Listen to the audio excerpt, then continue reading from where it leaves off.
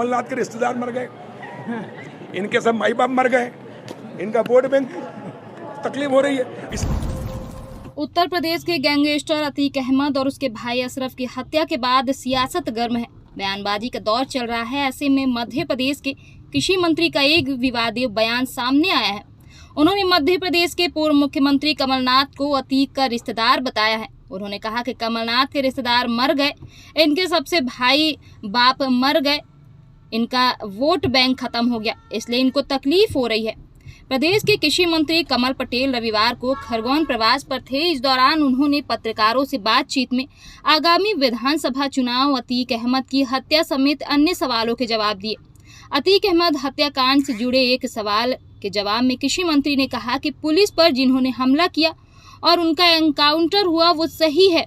हत्या किसी की भी हो वो गलत है, लेकिन जो समाज को नहीं मानते, कानून को नहीं मानते, देश को नहीं मानते, उन्हें इस देश में रहने का अधिकार है क्या?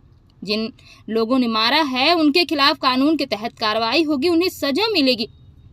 जब कृषि मंत्री से पूछा गया कि कमलनाथ में यूपी सरकार पर सवाल उठाए हैं, तो कृषि मंत्री ने कहा कि कमलनाथ के रिश्तेदार मर गए, उनके सब भाई बाप मर गए, उनका वोट बैंक खत्म हो गया, इसलिए उनको तकलीफ हो रही है। जब कश्मीर में हिंदुओं को कश्मीरी पंडितों को मार मार कर भगाया जा रहा था, तब कांग्रेस के नेताओं ने कोई एक स्टेटमेंट दिया क्या? जब हमारे देश में हमारे ही लोगों को मारा जा रहा था, तब इनको तकलीफ नहीं हुई, तब हम सड़कों पर आते थे। अब जब देशद्रोही गुंडे बदमाशों का सफाया हो रहा है तो इनको तकलीफ हो रही है।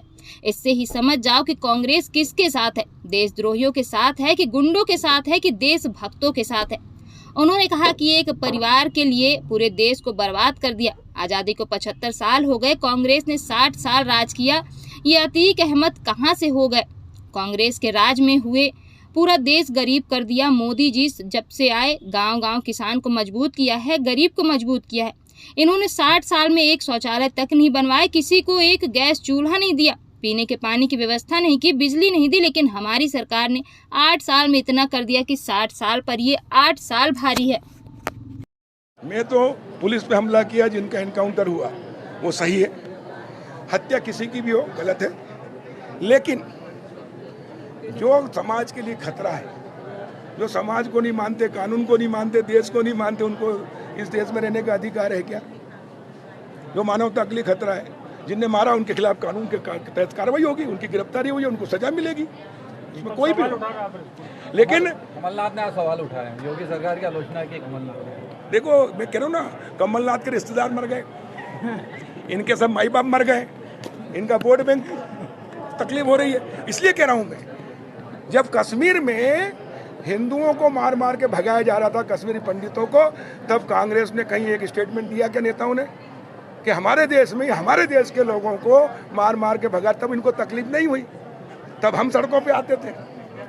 अब जब देशद्रोही, आतंकवादी, हत्यारे, गुंडे, बदमाश, उनका सफाया हो रहा तो इनको तकलीफ हो रही, तो समझ जाओ कि कांग्रेस किसके साथ है, गुंडों के साथ है कि देशद्रोहियों के साथ, इनके साथ है कि देशभक्तों के साथ है। हमारे लिए पहले देश, समाज, फिर पार्टी और फिर मैं। इनके लिए कुछ नहीं, सिर्फ कुर्सी।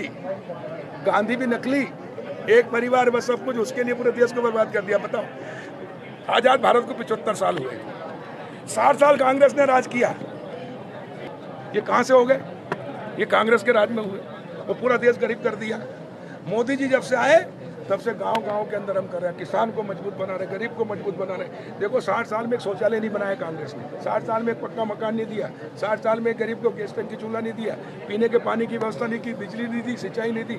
और हमने 8 साल के अंदर इतना कर दिया। प्रधानमंत्री जी कहते हैं देश बदल रहा, आगे बढ़ रहा है। और इसलिए 60 साल बनाम 8 साल की तुलना करेंगे तो 60 साल पे भारी है।